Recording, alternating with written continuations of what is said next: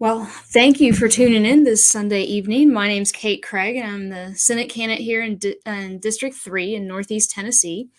And we'll give everybody a couple minutes to join in. But in the comments section, if you would do, just go ahead and put where you're joining from. And, if you're in the district, out of the district, if you're out of state, wherever it is you're joining from. And the other thing that I would ask is if you would go in and share this on your social media platform, because there's a lot of important things we're talking about, and a lot of issues that are affecting all of us across in the district, across the state. And you doing that is a great way to help get the word out about these issues, to help spark these conversations in your circles. And because we've all got to be having those conversations. So if you're just tuning in, again, my name is Kate Craig, and Senate candidate here in District 3. And we do these social media lives every Sunday at 6 o'clock Eastern time.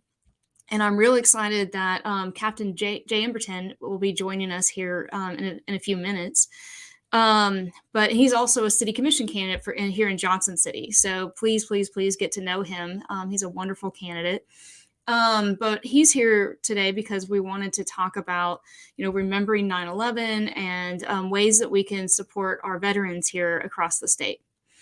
But I like to kick these social media lives off with stories from the campaign trail.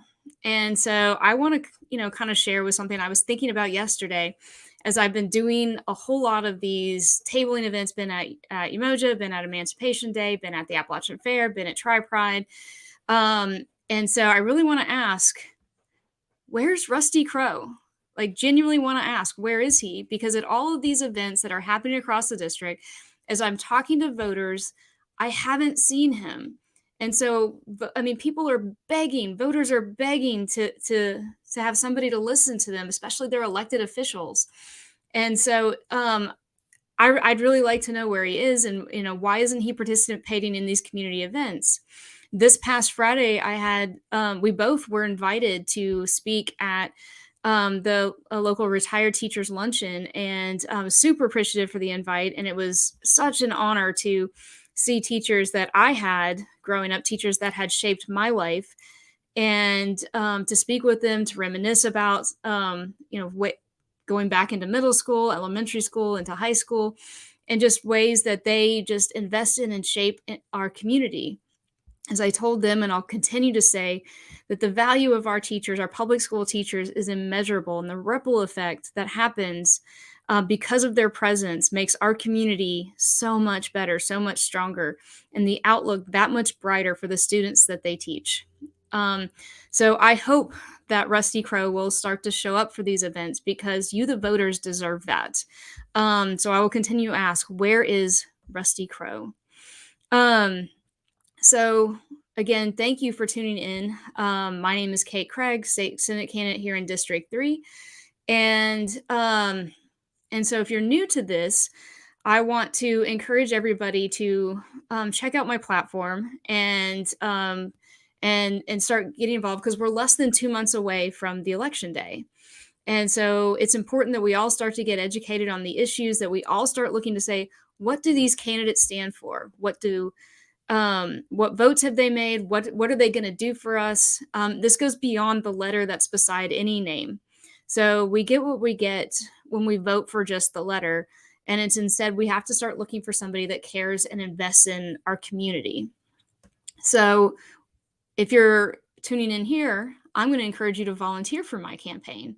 So I'm going to keep this up and rolling, the volunteer, the sign up link down at the bottom. So please go in and sign up to volunteer. But I want to shift focuses now. And as we're about to bring Captain Emberton on, I want to, like I said, we're here to talk about and remember 9/11 and ways that Tennessee can better support our veterans. And because not everything comes from the federal level. And I want to share that I come from a family of service members. And I'm going to pull up a picture of my grandfather here. And my grandfather served in World War II in the Navy. And we're very proud of that service. My father served in the Navy. My uncle served in the Navy. And my mom's second husband served in the Army. So I grew up with veterans. I grew up with people who had given service to this nation. And it's a lot of the reason why when during the 10 years that I spent in DC, I decided to work for the Navy. I was a contractor for the Navy, and I supported the self-defense test ship that was located out in Port Hueneme. And I wanted to keep sailors like my father, like my uncle, like my grandfather safe. And so I'm very proud of the work that I did out there, and being able to do this. It's incredibly humbling to have that opportunity to be part of such a bigger picture of people that dedicate their lives, dedicate their time, give so freely of themselves in the service of this nation. So I hope that everybody will remember that as where we think about our veterans, if we think about the lives lost on 9/11, because it is about what happened at the Twin Towers. It is about what happened in Pennsylvania, but it's also about the years that came after. And so, of the service members who continued to uh, give of themselves, the families that gave as their spouse, their loved ones were serving. So, I want to welcome Captain Emberton. I will pardon the fact that I will slip up. We are friends, and so we privately call each other by first names. But I'm going to welcome Captain Emberton here. So, so welcome, Captain Emberton. Thank you. Please call me Jay. I retired 6-7 years ago. I am Captain Retired, only quite formally, and I try not to use that too much. Please call me Jay. So, well, thank you, Jay. I appreciate that. So, if you'll tell us a little bit about your service and what you're doing now, and even the office that you're running for. Okay. I enlisted in 1986, 36 years ago yesterday, in fact, September 10th of 86, into the Navy. I went through nuclear propulsion school. I was a machinist mate aboard an aircraft carrier during Desert Storm. I left the Navy to go to college, enlisted in the National Guard as a Cobra helicopter repairer. I commissioned through the National Guard, Army National Guard. Became an officer in the Guard. Then left the National Guard to go on active duty as an enlisted soldier. Spent some time as a heavy wheeled vehicle operator. I was a driver for a general officer during the invasion of Iraq in 2003.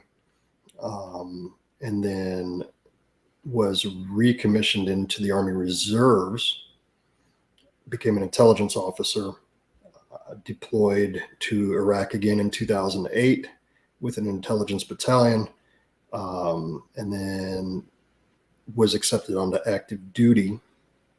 Not long after that, deployed again in 2013 as an intel officer for an EOD battalion. And then my last duty station was as a military science instructor, ROTC, at ETSU. We were stationed here from 2013, I guess. It's been 9 years that we've been here. This is the longest that I've ever lived anywhere my entire life, in fact. I retired 3 years after beginning that job, started a home inspecting business here in town.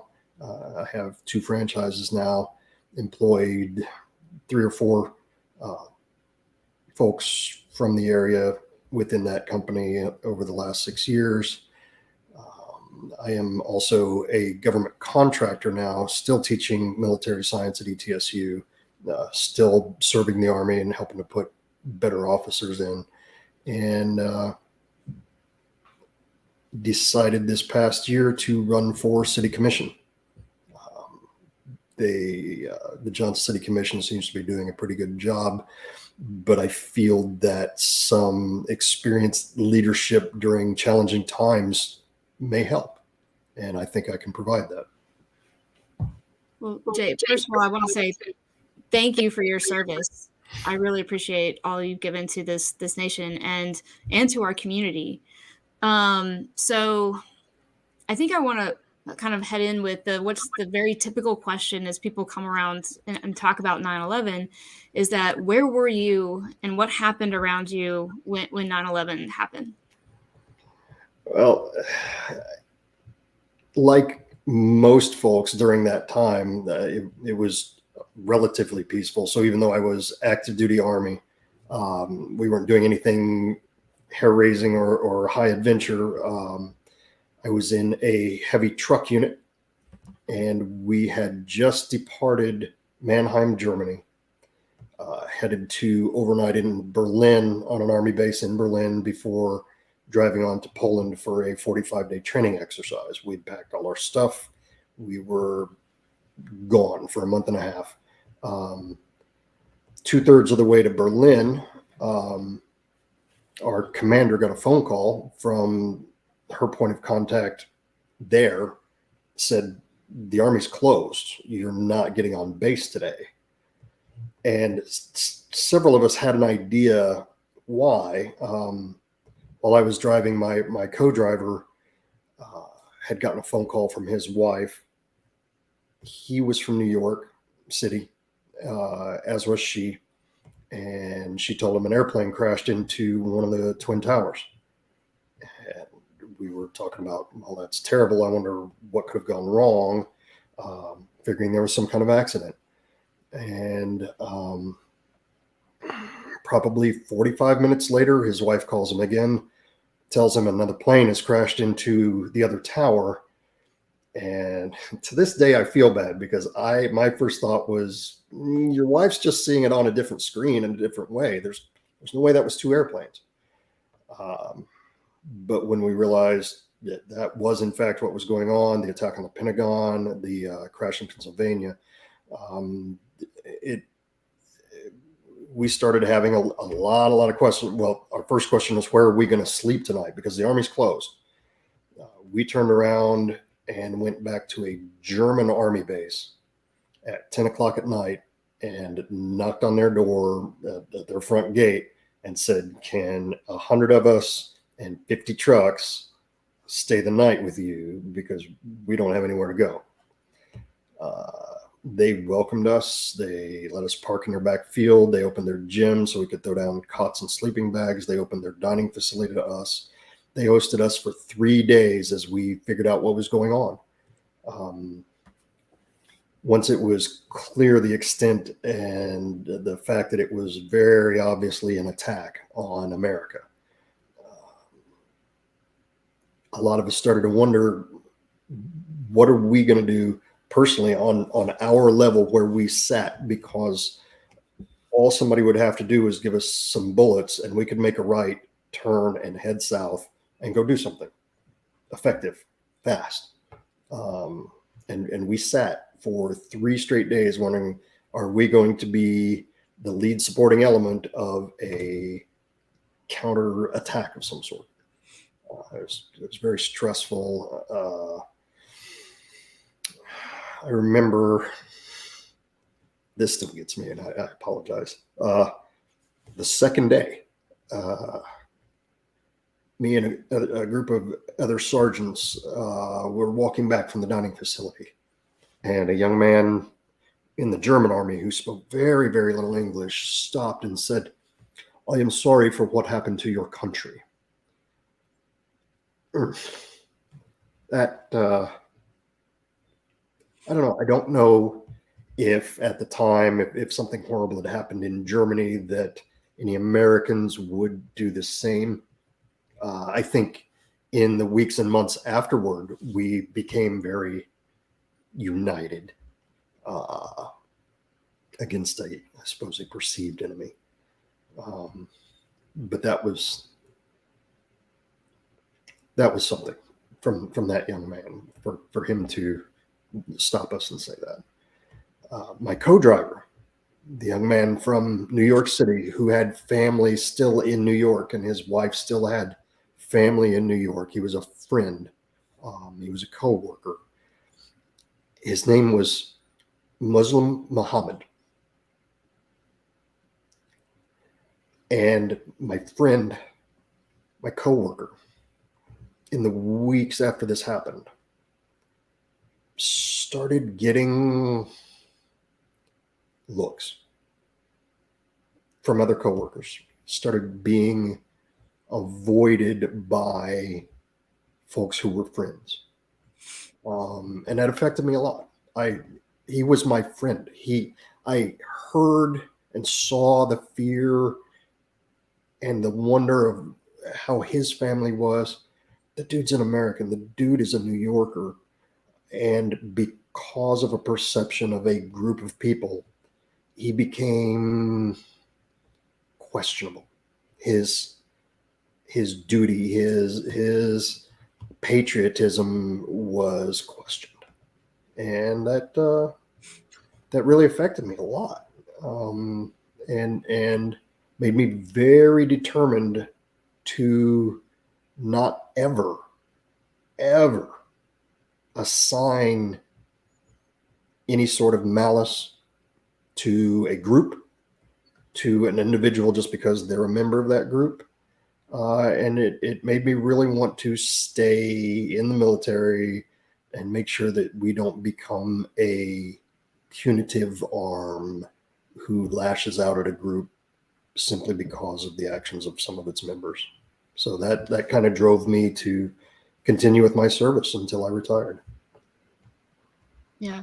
I mean, what you're talking about, in terms of seeing that backlash, I saw that happen to members here. So I was in Johnson City and I was attending college when 9/11 happened, and I was, I think, a junior in college.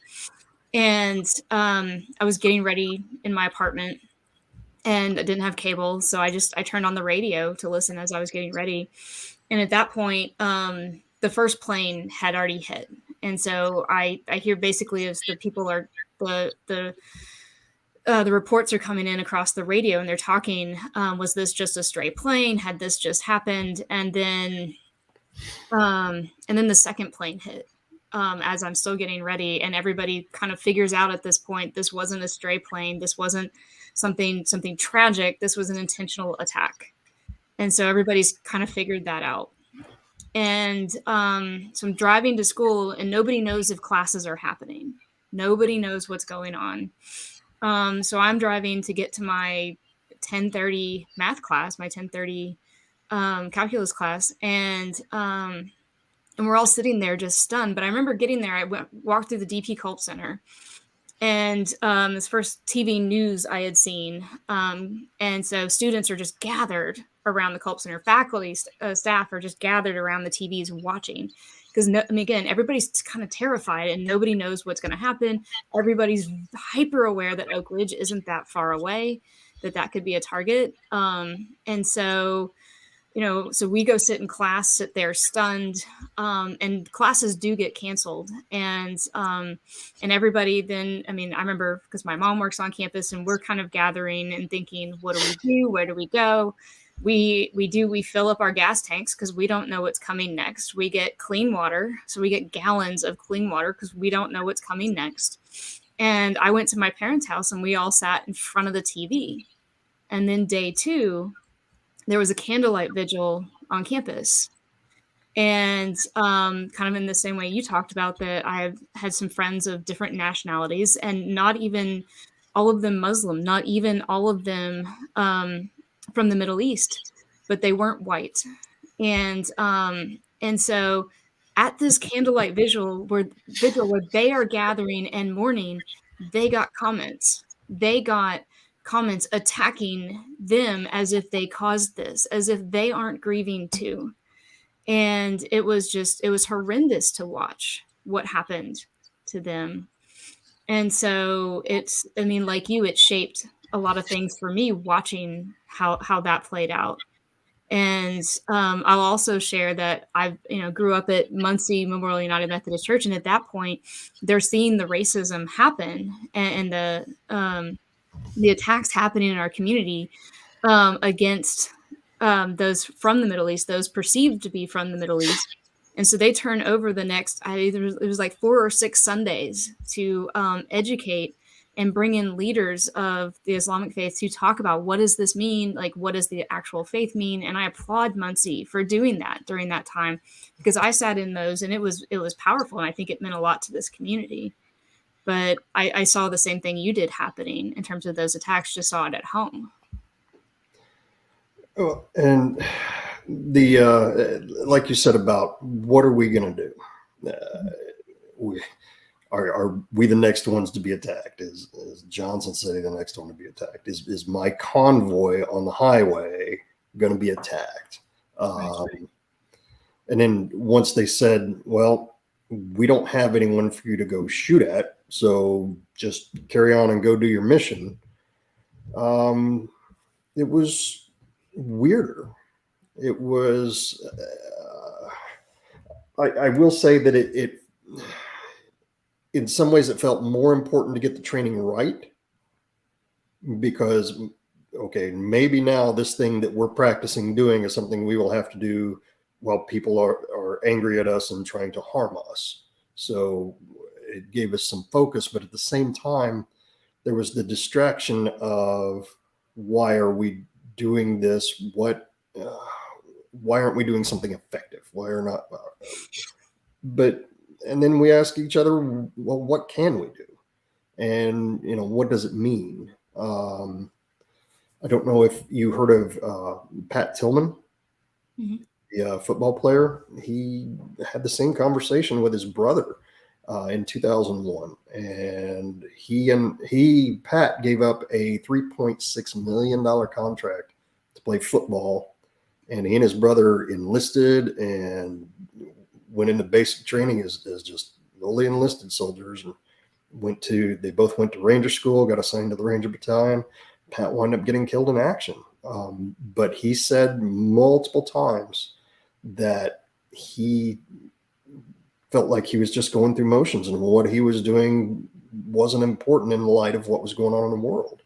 And so some folks felt motivated to do something else. Some folks felt lost. And it took a while to realize we can't let this be the defining factor of everything we do from every day forward, or else we become a militant state, I guess. Yeah. Yeah. I mean, a lot of my friends did talk about enlisting and that, what do we do? I want to be part of something, but nobody really knew like who the enemy was because we're Oh, talking about a terrorist group versus a broader nation versus a broader like military force. And sure. so there wasn't an easy, I want to say, pointable front line. Right. Um, And even when they found that Osama bin Laden had claimed responsibility, and they had the proof, and they over the days and weeks found out who the attackers were, and what countries they came from, as you said, because it was a group based on an ideal, not a geographic location. There was no way to attack that ideal. Um, the best we could do is try to go after the one guy who paid for the whole thing. Um, and that is what resulted in the initial invasion of Afghanistan, because effectively the people in charge of the country at the time said, well, we're not going to just go hunt him down and give him to you. And so we said, well, we'll come in and take him. And that resulted in 10 years and $1 trillion and 2,400 lives spent yeah. to get the guy. And once we got the guy, we couldn't just leave at that point because we kind of wrecked the place looking for him. So we try to do the right thing, leave the place at least as good as we found it. Don't leave it all trashed. And so we spent more and more years trying to leave Afghanistan in a not wrecked condition. And all because we had to do something. One of the things that I'm not a fan of, as far as the most modern politics goes, is the desire to show results, to show a thing that was accomplished. You can't show, well, you can try to show progress, but when it comes time, if you can't say we did something, then why does anybody want to continue supporting you? So there's a lot of, we have to do something, and the something we did was go after one dude, and we took over a whole country to do it. Yeah. Yeah, and then I remember shortly thereafter was the invasion of Iraq with the search for weapons of mass destruction, and of course, like all that came out regarding even at that time that there weren't any weapons of mass destruction, and all of that was happening. That in terms of what came out of that um, research, I would put it that way. Right. Well, and I was the like I said, I was driving for a general officer who was in the headquarters of the army unit that led that entire invasion. I rolled into Baghdad 2 weeks behind the frontline force. The whole city was still on fire when I got there. And by being in that headquarters, got to hear a lot of things, see a lot of things. It was a fascinating time. It was also a time, because I was a driver, I would be out on the streets of Baghdad, and folks would smile and wave, and George Bush good, Saddam bad. It was pretty wild. But I know there's a lot of, and this is going to be my 2 cents, not necessarily as a soldier, but just as someone who listens to things. We would have probably never gone after Saddam if he had not gassed his own citizens. And if you have a thing that can kill an entire village full of people, that's a weapon of mass destruction. The way we went about things, the way we handled things after we got there, the way we tried to rebuild, that can be looked at. That can be looked at in a harsh light. But in the end, a lot of Kurds stopped dying by the village full because we got the guy and his things that were making people die in whole villages. That is a weapon of mass destruction as far as I'm concerned. In the end, it was a net positive. Right. That's my 2 cents, not necessarily the Army's. It's fair. The narrative around the weapons of mass destruction, I think, was around nuclear. But Yes, yes, very yeah. much. And I think it's also fair to say that oil probably played a little bit of a role in that. But yes, I think that I want to say it is a good thing to go in and say, or like that people's lives were saved.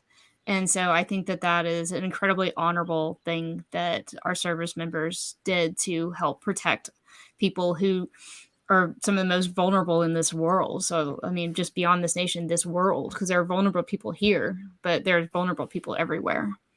Well, and as a driver, I would take the general to meetings, and we would drive back and forth from the green zone to our headquarters was at the airport, Camp Victory. Mm-hmm. But once the boss went in to his meeting, I had to stay outside with the vehicle, guns and stuff. And I got to meet the little local Iraqi kids who were being paid to rake the leaves and stuff and try to keep the place still looking like a functional palace. I lost that kid's name now. The kid with 6 fingers.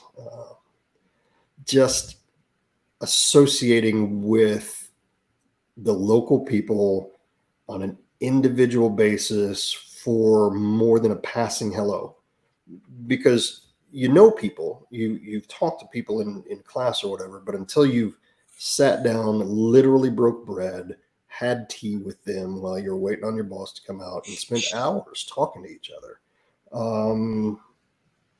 that was eye-opening as well. It's not a different race. It's not a different species just because they live somewhere and just because they're poor as dirt. They've got the same interests and the same dreams and the same concerns as the rest of us. And it became important to me then to always remember that no matter what my job in the Army was, I'm not out to, I it became my job to make sure the people that I worked with understood that as well. That these are people just freaking like us, minus opportunity and luck. Yeah. And it became important to keep that in mind. Like you said, the most vulnerable folks, and I got to meet some, and it's life altering. Yeah. When I moved up to DC and was contracting for the Navy, I worked with a lot of either retired or former service members that talked about their time. Because I'll just go ahead and share that if you retire from and then go to work as a contractor, you can't work on the same thing that you were doing when you were in the military. So there's a disconnect, or not a disconnect, but there's an intentional thing. So that way, to protect competitiveness, protect secrets, like there's all kinds of reasons that people that rule is in place. But people talked about their service. People talked about what it was like to go over and to be there. And so to do my little part, and I'm going to emphasize my little part in doing that among people who put on a uniform and stood in harm's way. It was a humbling experience to hear just the day-to-day stories that they would tell, to not knowing if they'd come back. I have friends whose spouses were over and they've done multiple tours and they didn't know. I mean, they sat in front of the news every night, didn't know if that the footage of the one soldier killed was that their husband. And so being very much on the outside of that, because it wasn't my lived experience, to be in the war zone, to be in where a family member of mine is in the war zone at that moment. Because even when my grandfather served, he served as part of the ships that went in in the Pacific after the front line, after what was going on, after they were island hopping. So he wasn't on the front line then. And so, but he still did important work. But I say that to say it's humbling to have been to worked alongside people who did that. It, I will say also that the guys who were hunting down bad guys, their whole job was to find the bad guys and stop them, because the people we were fighting against and trying to stop did some what we'll call shady things. Obviously, they didn't wear uniforms. They lived among the population. They hid among the population. They shot from hiding among the population.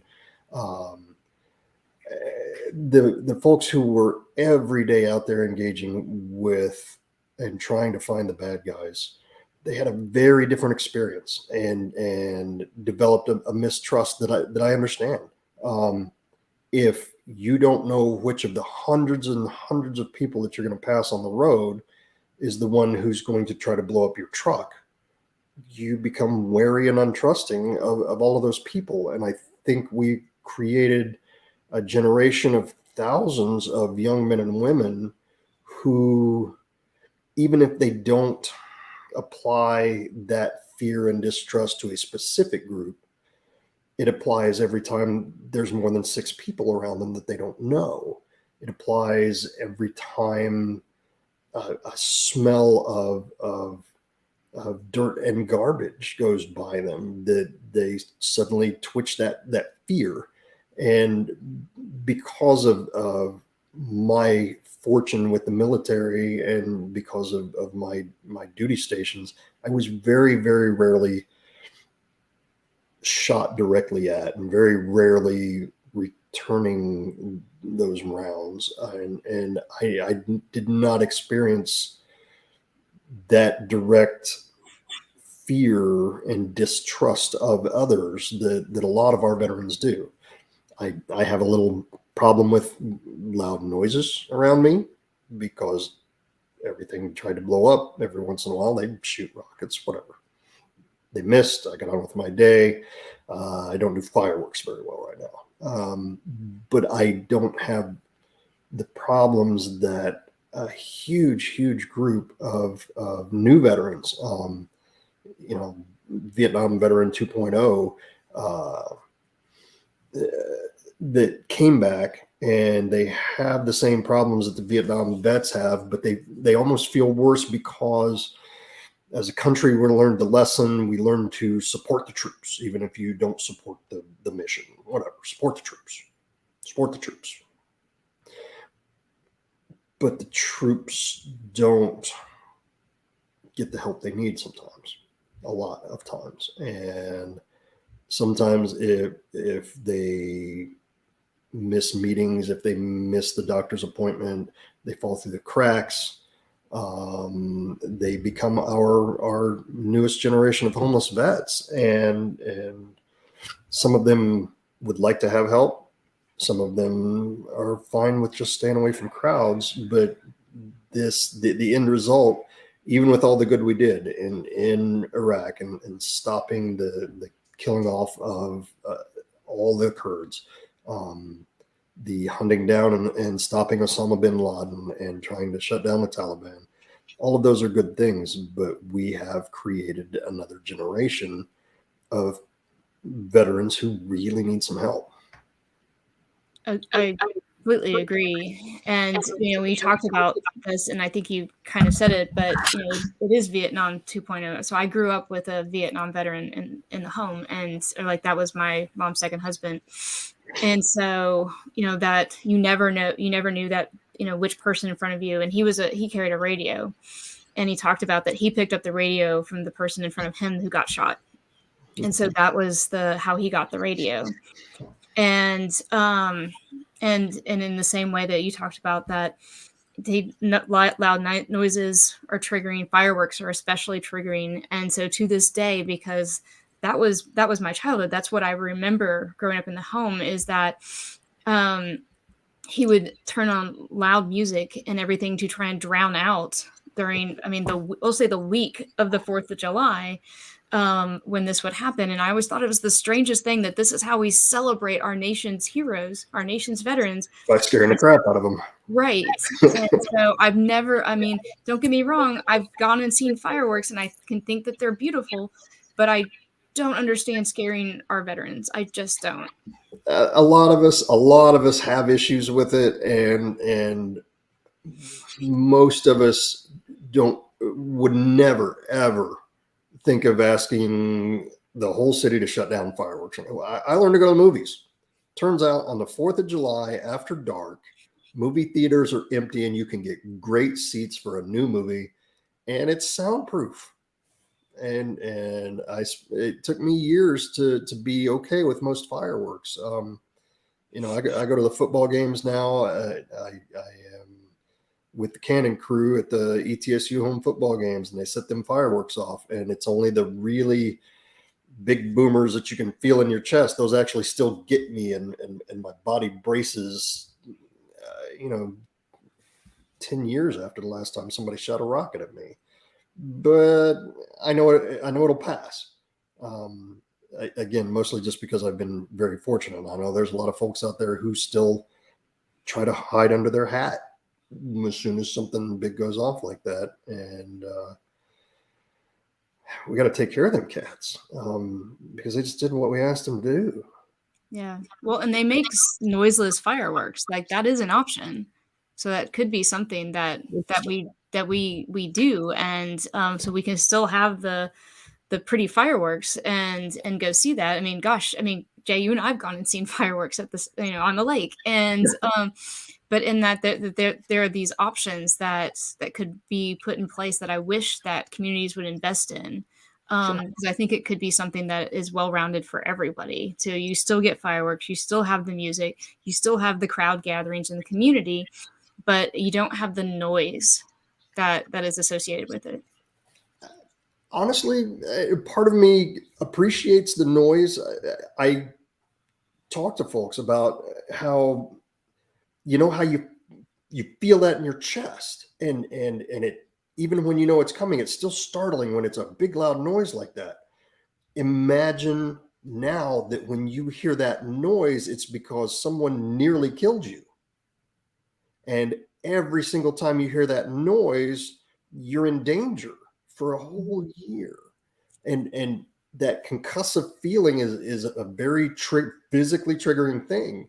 And I think it's a tiny little link for folks who, thank God, never have to experience such a thing, to at least go, yeah, God, I felt that in my chest. That was, that was very startling. Well, take that and imagine that that was a threat on your life. And hopefully what I don't want is for our service members and our veterans to become a separate class of citizens who are looked at as a separate, ununderstandable group. Folks who just, they have their problems. That's military stuff. We don't mess with that. I would rather people who don't ever have to go into military, people who've never met service members and had family members like that, I would rather they understood that we all started off as just like all the rest of them. There's no superheroes in the military. We're all just cats who signed up and got exposed to some fairly scary, terrible things, but we're still just the dude you went to high school with, or the girl you dated that left and went off to do something cool and came back kind of messed up. But it's still your neighbor. And I think that by even just that little exposure, that holy crap, that's a scary noise. Maybe that's one tiny little link to understanding why your neighbor doesn't dig fireworks. I think, and I apologize if I came across that way. I think that there's lots of different people in our community could benefit from noiseless fireworks. Oh, absolutely. I And completely agree. and so I don't mean to single out veterans in that way. I think that there are many different, I mean, whether for medical issues or just all kinds of reasons. And goodness knows, like I have a dog who really doesn't like fireworks, and that's a thing. But there's just a large, I would say a larger classification. But to your point, I do hope that, for everybody watching, and as you do go stand out and hear the boom, see the fireworks, and that it hits you in the way that Jay described, that yes, this is a beautiful display in front of you, but this boom is something that our veterans have heard, and that, remember, like, kind of what that meant in the sense of the risk and the lives on the line. And so I would ask that everybody, kind of take that to heart as well. So Absolutely. I think that this is kind of a good transition point, in that, because you brought this up a little bit, that there's lots of ways that as a state that we can support our veterans, because a large portion of our homeless population are veterans. And another portion of our population that it's deal with substance use disorder are veterans. And so I'd like to see, us find solutions around that. And I'll just go ahead and frankly say that expanding Medicaid is one of those, to get more money into healthcare service, into mental health care services, as well as specifically into substance use treatment centers. And so even if you come, as I understand it, if you come onto the VA, and which we have a great VA here, but if you come onto the VA and you are strung out on something, if you are actively taking something that that they don't have a place for you, like in the sense of going for a shelter, because a lot of the shelters we have citywide, district wide, are dry shelters.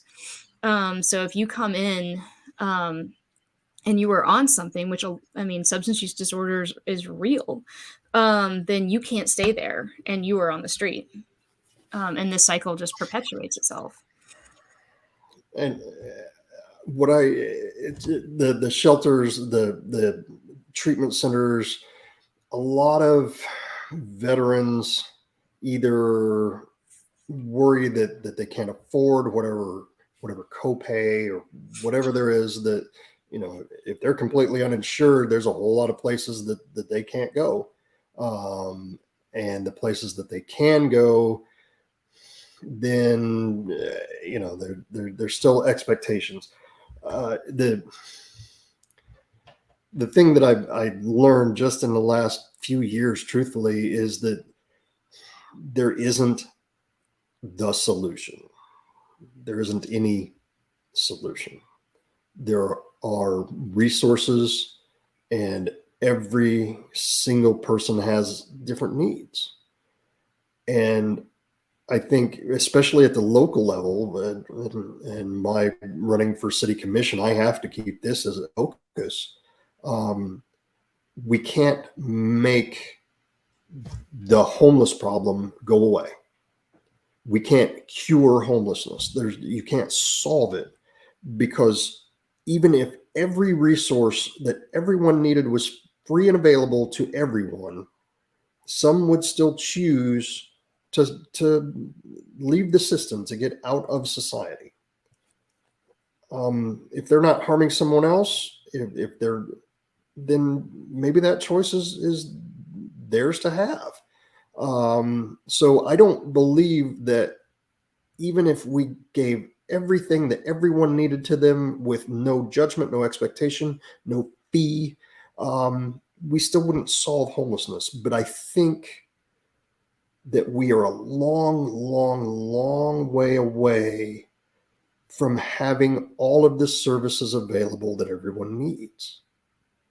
And as you said, if every shelter is a dry shelter, then everyone who is strung out and in the middle of being strung out realizes they need help. They're not going to get help until they come down.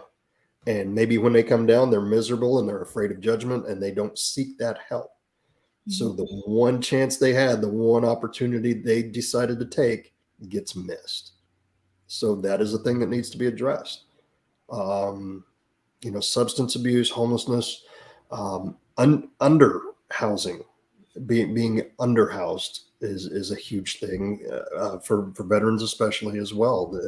They can barely make it meet to have a little place to curl up out of the weather. Doesn't mean that they're still being taken care of.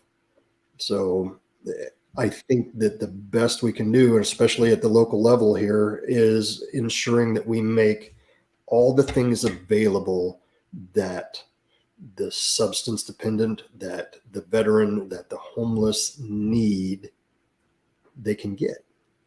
Well, and agreed. And I know that we're talking like on, you're talking city level and what the city could do and stuff. And so I'll tap onto that and say that at the state level, we passed, I shouldn't say we, the state passed, state legislature passed a bill to criminalize homelessness. And so, or if you are houseless, then that is a criminal activity in the state of Tennessee. And that should not be the case. We should not make it harder for anybody who is houseless. And that includes, especially our veterans, but especially anybody. Like, that should not be something that we do. And so I went and looked at that. We have an opportunity to increase the property tax reimbursement for disabled veterans from $175,000 to $250,000. And this is looking back on property taxes. And that bill failed in the state legislature.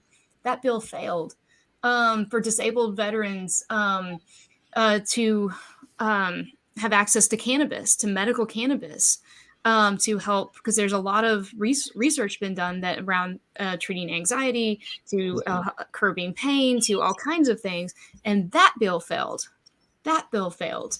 As well as a Veterans Bill of Rights. That bill failed. So in terms of job opportunities and stuff, and it's incredibly sad that these bills that should pass in Tennessee failed. This isn't me just saying that Tennessee does nothing for our veterans, but here's some pretty important ones that would absolutely help our veterans here in this state.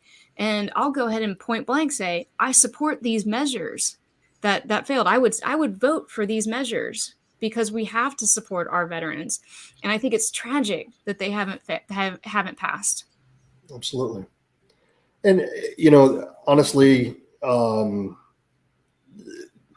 really off topic necessarily, but a lot of veterans who are doing well come back, and part of the sales pitch when you enlist is you'll get a marketable skill.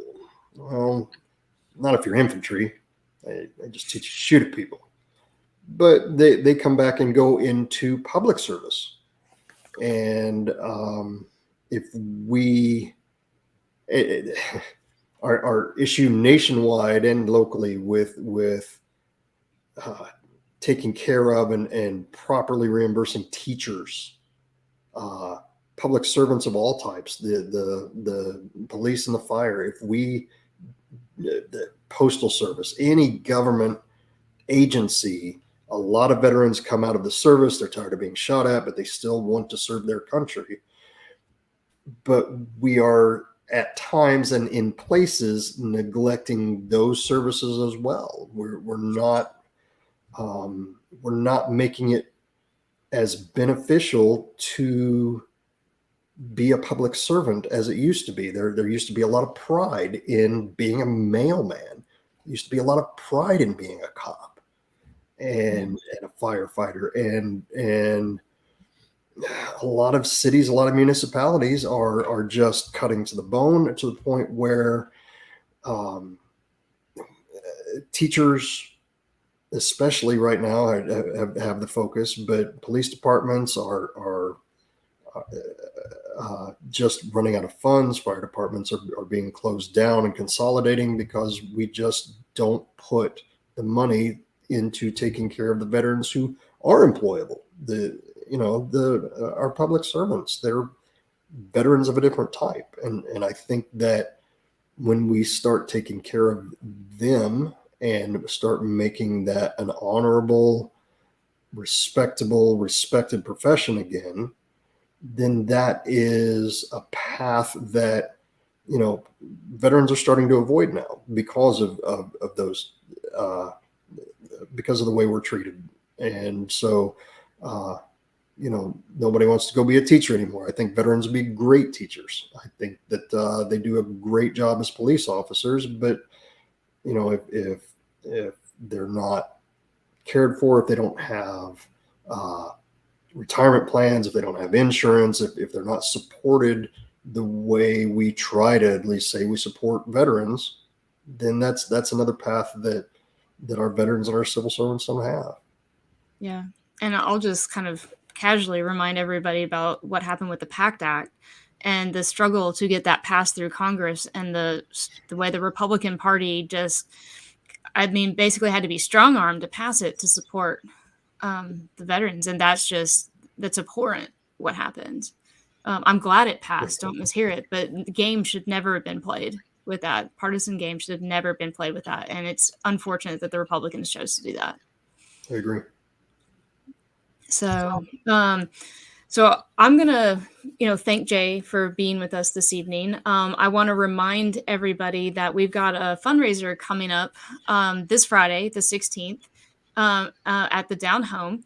And Ed Snotterly Band will be performing. So tickets are $25. So that right there is the link to get your ticket. And Dr. Jason Martin will be stopping by. So please get your ticket, and we'd love to have you. And we'll have yard signs there to distribute if you haven't gotten yours yet. We're rolling those out. So we're getting those going. And so please come on and do that. The other thing I want to make sure that everybody knows is that we've got a campaign office now. So 419 West Market Street. And we're going to do a big office party that includes canvassing and phone banking. And that's going to be this Saturday and on the 17th. And that'll be from 10 to 5 o'clock. And so, like I said, be sure to look for that coming out. We're going to have signups that are going to drop on Monday to go out and canvas, to go out and phone bank or to phone bank there. And so we'd love to have you, love to see you, and come and drop in as you're able. But yeah, and there's just so much on the line this election. And from everything from the integrity to our elections, to Medicaid expansion, to holding our medical monopoly accountable, to fully funding our public schools, to just basic human rights, to, including marriage equality, including the right to choose, to just common sense gun laws, to just across the board, they're supporting our veterans. There's so many things that are on the ballot this election cycle. And so I hope that everyone is getting out and having I'm going to put tough conversations, because these are conversations we're really having every day about, gosh, did you see the GoFundMe to help, our neighbor pay for their medical bills? we've got somebody moving to the area, but they can't afford an apartment here and they don't know what they're going to do. They've got this job, but they can't afford it. Or the family's, pregnant with another kid and they're trying to find another place, but they can't afford it and the wages just aren't covering it here. Then and their wages haven't gone up. Um, so or they can't afford this to go to school here, to go to the university. So there are things that we should be doing and that legislators should be doing to remove the barriers in front of us to help everyone be successful. And I'm asking for your vote this November to help that be possible. And I know Jay's asking for your vote as well if you live in Johnson City to help make that possible too. So please support Jay. Please support me. And I really appreciate you all tuning in this evening. Next week, we're going to be talking about common sense gun laws. So it's Jesse Fuchs with Moms Demand Action will be joining us. And I'm really proud to be a common sense gun candidate identified by Moms Demand Action. It's a nonpartisan group. So they identified people on both sides of the aisle. And I'm intentionally doing it on this day because it is the anniversary, the 9-year anniversary of the Navy Yard shooting. And when I was working in DC, that was where my government customer sat. That was where I was regularly at. And I knew people hiding in conference rooms, hiding under desks. And I want to see common sense gun laws in place because no, we can't prevent everything, but we can do a lot of things, kind of like we have speed limits to help keep our communities safe. So please tune in next week, next Sunday at 6 o'clock, and we'll continue this conversation there. So thank you, everyone, and we'll see you next time. Thank you for having me, Kate. Thank you, Jay.